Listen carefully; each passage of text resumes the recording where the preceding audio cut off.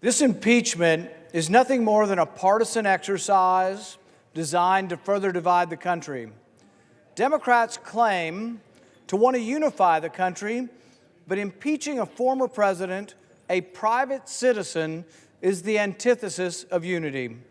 Democrats brazenly appointing a pro-impeachment Democrat to preside over the trial is not fair or impartial, and hardly encourages any kind of unity in our country.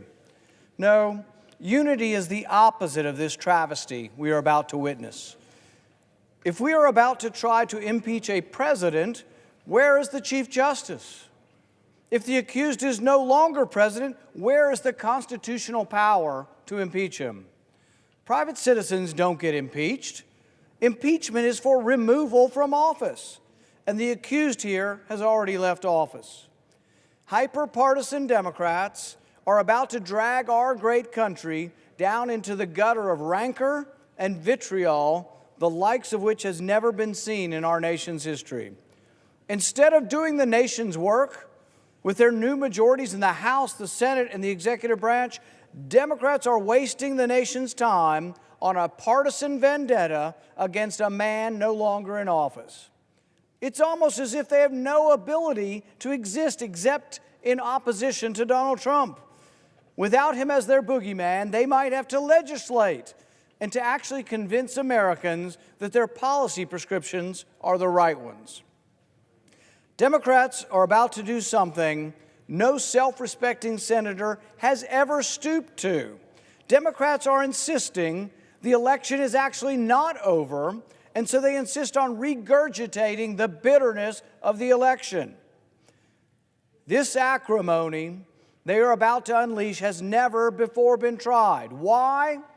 Because calmer heads have typically prevailed in our history and allowed public opinion to cast blame where blame is deserved.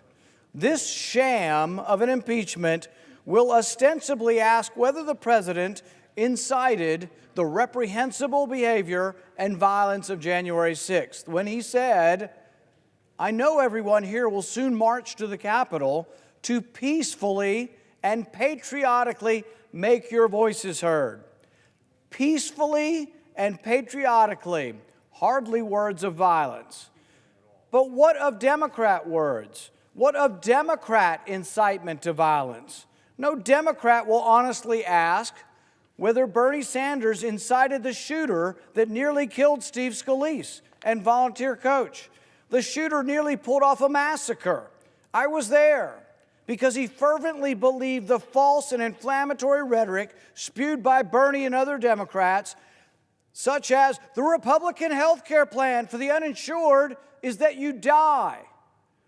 As this avowed Bernie supporter shot Steve Scalise, nearly killing him, and shot one of our coaches and 2 or 3 of our staff, he screamed, "This is for health care."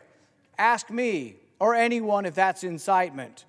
No Democrat will ask whether Cory Booker incited violence when he called for his supporters to get up in their face of Congress people, a very visual and specific incitement. No Democrat will ask whether Maxine Waters incited violence when she literally told her supporters, and I quote, that if you see a member of the Trump administration at a restaurant, at a department store, at a gas station, or any place, you create a crowd and you push back on them. Is that not incitement? My wife and I were pushed and surrounded and screamed at by this same type of mob that Maxine likes to inspire. It's terrifying to have a swarm of people threatening to kill you, cursing at you, and literally holding you hostage until police come to your rescue. That night we were assaulted by the crowd. I wasn't sure if we'd survive even with the police protection. But no Democrat has ever considered impeaching Maxine for her violent rhetoric. In fact, Republicans, to our credit, have never once thought it legitimate to formally censor or impeach these Democrats.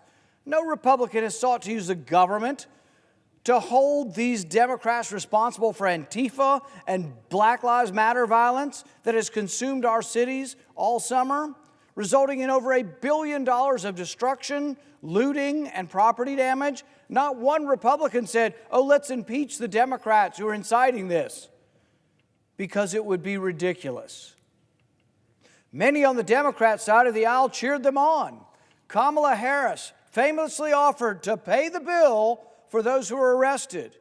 I wonder if she'll be brought up on charges of inciting violence for that now that she's vice president.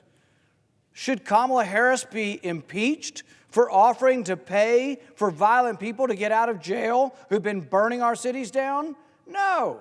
And no Republican has offered that, because we're not going down the road that Democrats have decided, this low road of impeaching people for political speech. Should Republicans impeach the Democrat mayor of Seattle, who incited and condoned violence by calling the armed takeover of part of her city a summer of love? Any Republicans try to impeach her? On June 8th, the New York Post, citing U.S. Justice Department statistics, reported that more than 700 law enforcement officers were injured during the Antifa Black Lives Matter riots. There were at least 19 murders, including 77-year-old retired police officer David Dorn. Yet Democrats insist on applying a test of incitement to a Republican that they refuse to apply to themselves. I want the Democrats to raise their hands if they have ever given a speech that says, take, back, fight for your country. Who hasn't used the words fight figuratively? And are we going to put every politician in jail? Are we going to impeach every politician who has used the words fight figuratively in a speech? Shame. Shame on these angry, unhinged partisans who are putting forth this sham impeachment, deranged by their hatred of the former president. Shame on those who seek blame and revenge and who choose to pervert a constitutional process while doing so. I want this body on record, every last person here. Is this how you think politics should be? Look, we've now got crazy partisans on the other side of the aisle trying to censor and remove two of the Republican senators for their political position. Now, look, I disagreed. I don't think Congress should overturn the Electoral College. But impeaching or censoring or expelling a member of Congress you disagree with? Is the truth so narrow that only you know the truth? We now have the media on your side saying there is only one set of facts, one set of truth, and you can only interpret it this way. Now we have 7 senators on the other side trying to expel, censor, or impugn 2 senators on this side. And I defend them, not because I defend their position. I disagreed with their position. But you can't impeach, censor, expel people you disagree with. What's this coming to? In a few minutes, I will insist on a vote to affirm that this proceeding we are about to enter is unconstitutional, that impeachment of a private citizen is illegal and essentially a bill of attainder, and that no sense of fairness or due process would allow the judge in the proceeding to be a partisan Democrat already on favor of the impeachment.